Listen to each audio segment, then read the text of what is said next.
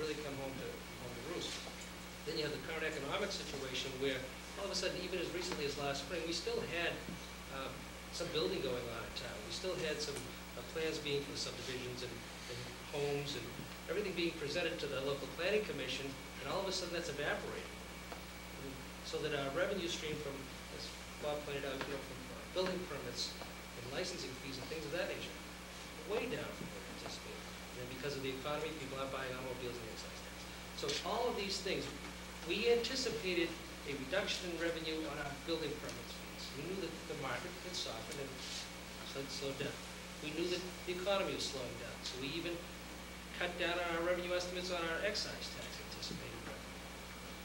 We guessed wrong. Things went south a lot more quickly than we anticipated, quickly than government anticipated. And as a result, here we sit in the current fiscal year trying to deal with the situation. I think the actions that we're taking, proposing this evening, and have proposed in the last few weeks, of staying the course and making some reductions in the current fiscal year is very prudent. I think it's necessary. We have to do it in the current fiscal year, just because we don't know what's going to occur. We didn't get a very good forecast from our local state rep and state senator in relation to local aid. The governor has said right now we're held harmless, but now we're talking about, and everybody's starting to talk the same language in relation to, well, maybe not. We are going to have to revisit this. So we have to take these steps that we're anticipating now. I think it's prudent that we continue to the hiring freezes and watching our dollars in the current fiscal year, because again, everything we have going on right now, every level of service that we currently provide, every employee that we currently have on the payroll, you have to anticipate carrying forward into 2010. So if we can reduce some of those costs now, we'll reduce the cost going forward. And again, 2010, we're looking at $1.75 million deficit as we speak right now, and that could get worse. In order to maintain level services, which we know that our cost to do that right now is approximately 6% to carry it forward on the school department side, 3% on the general government side. That's just for level services. Our revenue stream doesn't support that. So I think what you're hearing tonight from us is that collectively we've come to the realization that we need to hold the line. We need to take some cost-cutting measures in order to do that, to get through the current fiscal year and carry us forward and have the least amount of impact going forward to 2010. With any luck, if we have some other, and I want to address a couple of the issues, like the NRS, how could we possibly come up with, $400,000 additional growth? How did that happen? Well, I've been on the board for a long time, and we have a new assessor here, much to her credit. We had the opportunity to evaluate properties based upon the June 30th values at any particular time since, what, 1989. I got on the board in 1988. I don't remember that we took that vote, but what a wise vote we took back in 1989. But I don't even remember taking the vote, which allowed us the opportunity to do the assessed valuation based on June 30th. We always did it as of January 1st. Historically here in North Reading, we've always done it as of January 1st. But somewhere back in 1989, we availed ourselves of the opportunity to do this. We never factored that in, and we never did it from that time going forward. I don't ever recall every time we talk about assessed valuations, and people are worried about their assessments and they come in for abatements, they're always told, as of January 1st, the previous year, you got to wait for that to catch up with the downturn in the marketplace. Thank goodness you found it. If we went away, we normally operated, this is what we're talking about, looking at how we're doing business. Terrific job, produce some revenue for us. Our treasurer, collector's office, obviously they're stepping up their paces. We've seen an increase in delinquencies in property taxes and excise taxes and other taxes that are paid to the town of North Reading. It was always fairly steady and wasn't a large enough number to get overly concerned about. Now we're at the level where it is. We're cash strapped. They've stepped up their collection efforts, and we've seen the fruits of their labor in a short period of time, and that's a good thing from the town standpoint. So how did it happen? That's how it happened. That's the way we've always factored it in, that's the way we've always handled it, and come to find out we could do it differently than we are now. And we are looking at operating differently, doing things differently. costs in relation to, yes, permits and licensing fees are down. When we were in the booming period, we didn't hire anybody. What we did is we increased the hours of the personnel that were in the office in order to take care of that increase in business. So we're not operating with any more people than we need. I mean, some of these departments, we have 1.5 people. We still had the same 1.5 people when we had all of that business, but that 1.5, that half-time person was working full-time. Those people were, again, with their sharing responsibilities between different departments. So I think we're still operating fairly efficient in the general government side.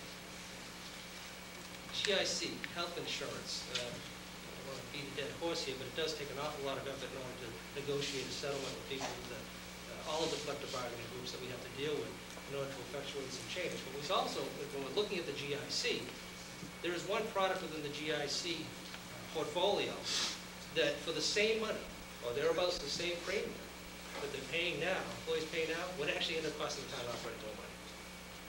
So the GIC is not a cure-all for the town of North Reading. It's an option, and if most people go into the HMOs as opposed to the BPO plan in the GIC, yeah, we can realize some savings on both sides of the equation. But if they all go into, if they're all willing to pay about the same amount of premium, they can take on the best plan that the Commonwealth offers under the GIC plan, and in effect, would actually cost the town of North Reading more money. So is it truly a solution for us?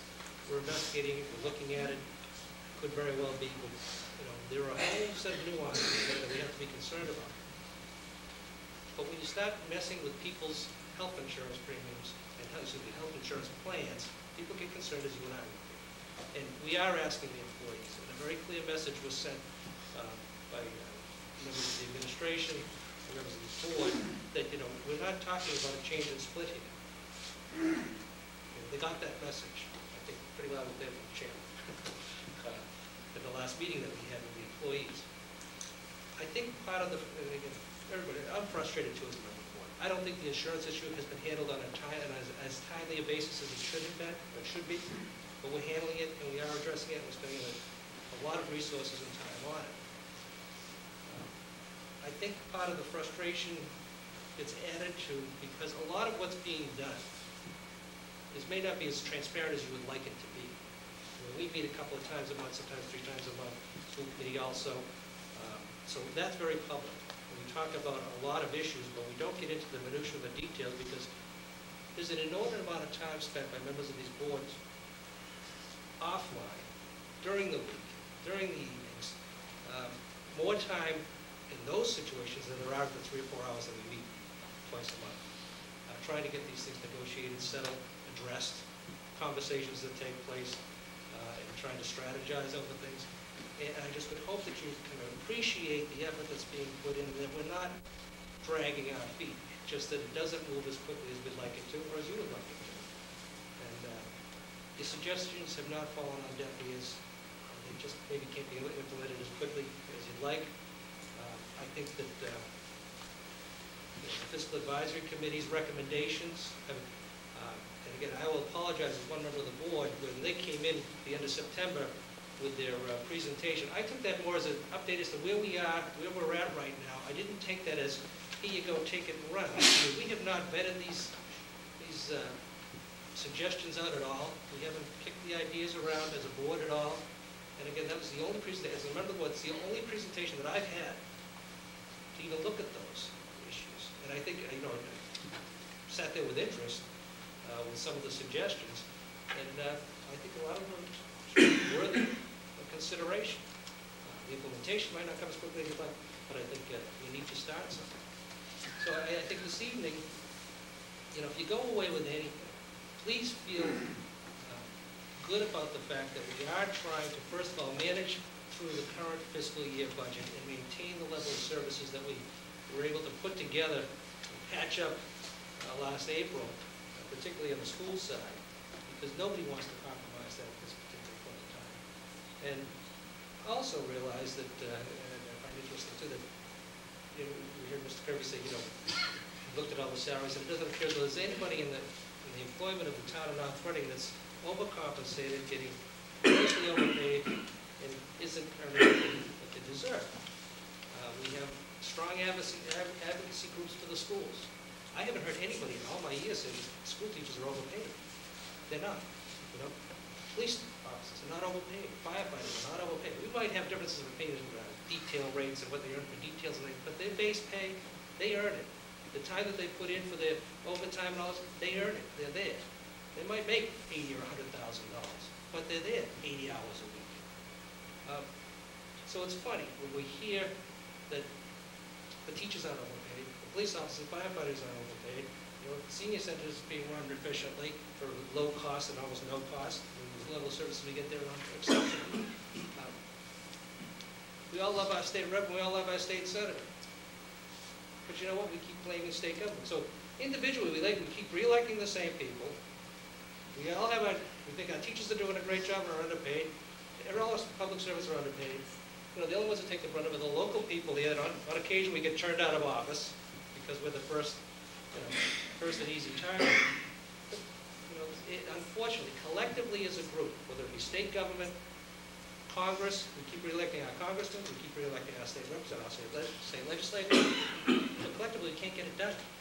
We can't get it done. We have governors that are elected with 70% mandates. They still can't get it done. So we have to hold ourselves responsible, try and do what's right. We have to be sensitive to not just the school children, but also the taxpayers of the town operating, those that don't have kids in school. I mean, Danny, you give a whole litany of lists of supplies that have to be brought to school by the kids. Other than the compass and the 3-hole punch, I remember as a kid, I got out of North Reading High School 36 years ago. We bought those things. We look forward to going shopping for all those things, all those 3-ring binders, all those notebooks, all those lots of phones. Yeah, we look forward to it, but I mean, we bought those things then. You know, those things are still being purchased. You know, but I also went out and like 25 cents back. Yeah, I know that. Yeah.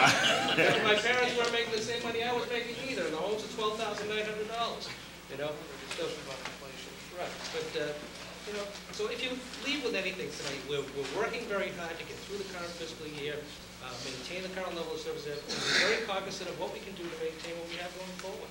And it's not an easy task. We need to also undertake all these things that are going to be suggested to us. And again, I apologize if we haven't moved quickly enough on those things. But again, what was presented to the board at the end of September, I anticipated something more formal coming forward so that we start vetting them out one by one.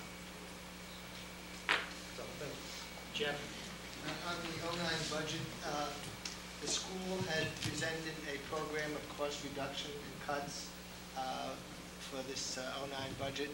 Has the town government come up with a plan similar to that and to address ways that they can reduce some costs within the buildings and grounds and so on?